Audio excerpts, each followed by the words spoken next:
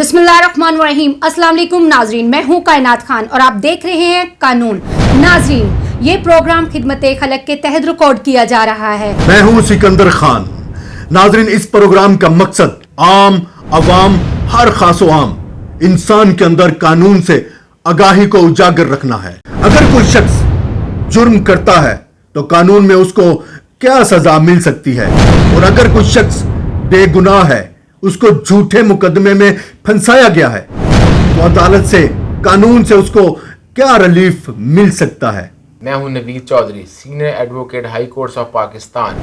मैं पिछले 18 साल से अवाम की खिदमत बजरिया वकालत कर रहा हूं। मैं दूंगा आपके सवालात के कानूनी जवाबात अल्हम्दुलिल्लाह, क्योंकि मैं दिलवा चुका हूं आज तक हजारों लोगों को इंसाफ। नाजरीन, हमारी लेटेस्ट वीडियो देखने के लिए यूट्यूब चैनल KSTV को सब्सक्राइब करें, लाइक करें, कमेंट करें, शेयर करें। आपको या आपके किसी भी अजीज को किसी भी मुकदमे का सामना हो तो कानूनी मशावरत करने के लिए हमारे नीचे दिए गए नंबर पर राब्ता करें।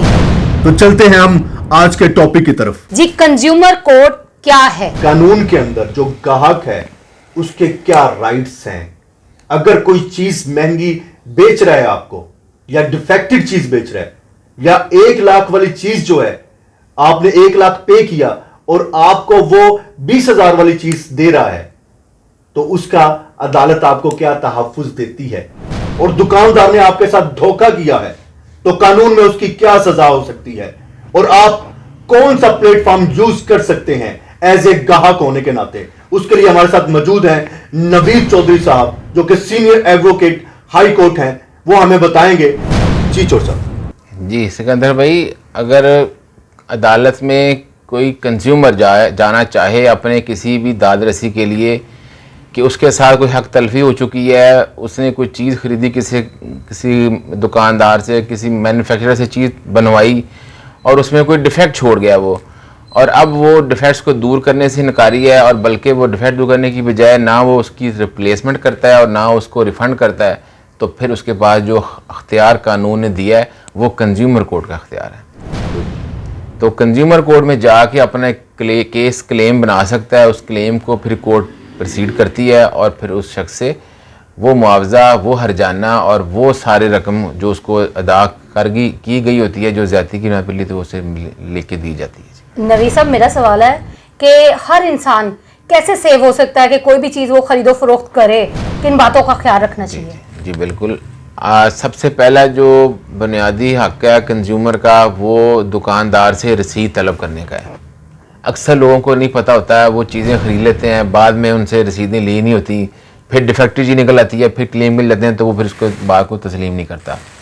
तो कंज्यूमर एक्ट के अंदर हमारा ये बात दर्ज है कि हर दुकानदार ने मैंडेटोरली उसको रसीद दाखिल देनी है, जो चीज़ उसने सेल करनी है उसकी रसीद उसको हवाले कर देनी है, तो वो लाजमी लेनी चाहिए। उससे ये लायबिलिटी फिट होती है कि किस दुकानदार से ली गई, कितनी रकम की एवज़ ली गई, किस तारीख को ली गई, और वो उसके ज़रिए अपना क्लेम बना के अदालत में दायर कर सकते हैं। यानी आपके कहने का मतलब है कि रसीद लाजम है, रसीद से ये शो होता है कि आपने ये चीज़ परचेज की है, रसीद लाजम है। बिल्कुल। अच्छा चौधरी साहब, अगर कोई शख्स, कोई ग्राहक दुकानदार से चीज लेता है और बाद उसे एहसास होता है कि ये चीज बहुत महंगी ले ली है आम रूटीन से मैंने, और या फिर उसे एहसास होता है कि ये चीज में डिफेक्ट निकल आया है, वो वापस करने जाता है दुकानदार के पास, तो दुकानदार जो है बदमाशी करता है, वापस नहीं करता, तो क्या अदालत उस ग्राहक को कोई रिलीफ दे सकती है? जी बिल्कुल। इसका कंज्यूमर कोर्ट के पास ये अख्तियार है। ये एक सेपरेट अदालत है, बाकी अदालतों से अलहदा इसकी तैनाती है। तकरीबन इसका जो एक जज है वो एडिशनल सेशन जज साहब के रुतबे के बराबर तैनात होता है, और इस अदालत का किया हुआ फैसला हाई कोर्ट में अपीलेबल होता है। अब जब क्लेम इस कोर्ट में फ़ाइल किया जाता है जिसमें कोई भी नाइंसाफ़ी की गई है कंज्यूमर के साथ, उस मैन्युफैक्चरर ने या उस सेलर ने जो कि उसको नहीं करनी चाहिए थी, और रिफंड या रिप्लेसमेंट की पॉलिसी उसकी नहीं थी, या उसने वो सारे नई डिफेक्ट्स बताए जो उसको बताने लाजमी थे, प्रिकॉशनरी मैयज़ उस चीज़ को यूज़ करने के, अप्लाइंसेस जैसे कुछ चीज़ खरीदते हैं तो उसको यूज़ करने के प्रिकॉशनरी मैयज़ क्या हैं वो नहीं बताए होते, तो फिर कंज्यूमर कोर्ट में आपका केस बनता है, वो फाइल किया जाता है और वहाँ से रिलीफ मांगा जाता है, जिसमें कोर्ट उसको हर्जाना भी अदा करने की पाबंद कर देती है।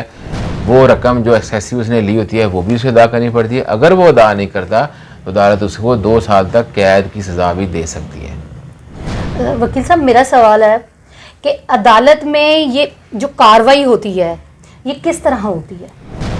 जी, इसके लिए एक पिटीशन बनानी पड़ती है, ड्राफ्ट करके पिटीशन दायर की जाती है, जो जज कंज्यूमर कोर्ट के पास समाअत के लिए लगती है। वो फिर नोटिस करता है रिस्पोंडेंट को, लेकिन उससे पहले आपको एक लीगल नोटिस सर्व करना पड़ता है, जो उस शख्स को देना पड़ता है कि अगर ये तुमने जो डिफेक्ट काज किया अपनी इस सेल परचेज में, सेल में या इस मैन्युफैक्चरिंग में, उसको तुम दूर नहीं करोगे तो फिर अंदर यौम 15 हम आपके खिलाफ कानूनी कार्रवाई के लिए कंज्यूमर कोर्ट से रब्ता करेंगे।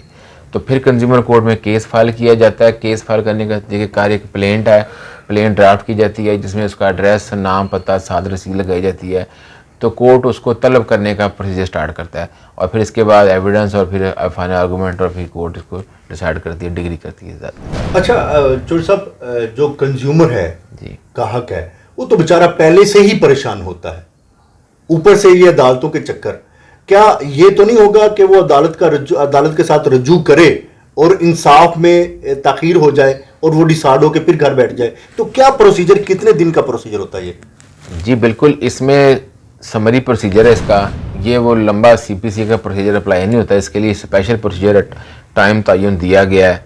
इसको जल्दी कोर्ट डिसाइड कर देती है, विद इन मिनिमम टाइम इसको डिसाइड करने में लगता है टाइम। रिस्पोंडेंट डिफेंडेंट अगर हाजिर भी आ जाता है तो भी उसको आने पर अपने जवाब देने पड़ते हैं कि इस डिफेक्ट के क्या ग्राउंड्स दी जाती हैं, और अमूमन ये डिफेक्ट्स इनके रह जाते हैं तो फिर वो दूर नहीं कर पाते हैं और अदालतें फिर कंज्यूमर को हक में दावा डिग्री कर देती हैं और उसको रिलीफ मिल जाता है। वकील साहब, क्या ये साबित होने पे कि ये धोखाधड़ी से चीज़ बेची गई है, दुकानदार ने धोखाधड़ी से ग्राहक के साथ चीज़ बेची है, तो क्या उसको कोई सज़ा भी होती है? जी बिल्कुल, इसमें जुर्माने के साथ साथ उसको 2 साल तक कैद भी दी जा सकती है। उसको वो चीज़ रिप्लेस या रिफ़ंड करने का ऑर्डर भी कोर्ट करती है, और कंप्रोमाइज़ किसी स्टेज पर भी कोर्ट कर कि आउट ऑफ द कोर्ट और विद इन द कोर्ट हो सकता है। जब उससे नज़र आना शुरू हो जाता है कि ये कंज्यूमर का केस बनता है और मैंने एक जुर्म किया हुआ है और अदालत ने मुझे बुला लिया है, तो अपनी रेप्यूट को बचाने के लिए वो जो दुकानदार रिनाउंड कंपनीज हैं वो उसको सेटल कर लेती है मैटर को, और कंज्यूमर को वहीं रिलीफ मिल जाता है, ना कि उसे कोर्ट में आगे प्रोसीड कराना पड़े। अच्छा चौधरी साहब, ये कुछ स्पेशल कोर्ट्स होती हैं या जैसे हम ऐवान अदल जाते हैं उधर ये कोर्ट्स होती हैं, ये कहीं सेपरेट होती हैं? जी बिल्कुल, ये सेपरेट अदालत है। इसका जो लॉ है वो कंज्यूमर एक्ट के तहत है, और ये अदालत सिविल कोर्ट नहीं है, ना ये सेशन जजेस की कोर्ट है। ये एडिशनल सेशन जजेस के रैंक के अफसर होते हैं जो प्रिजाइडिंग अफसर होते हैं और इस अदालत को समाअत करने के लिए तैनात होते हैं। वकील साहब, मेरा भी एक सवाल रह गया है, वो ये है जैसे कंज्यूमर केस है, तो क्या ये जो ग्राहक है इसको अदालत में रिजू करने के लिए वकील की ज़रूरत पड़ती है या बिना वकील के भी वो कर सकता है? जी, कोर्ट में रिलीफ लेने के लिए पार्टी खुद भी जा सकती है, वकील का करना कोई ज़रूरी नहीं होता है।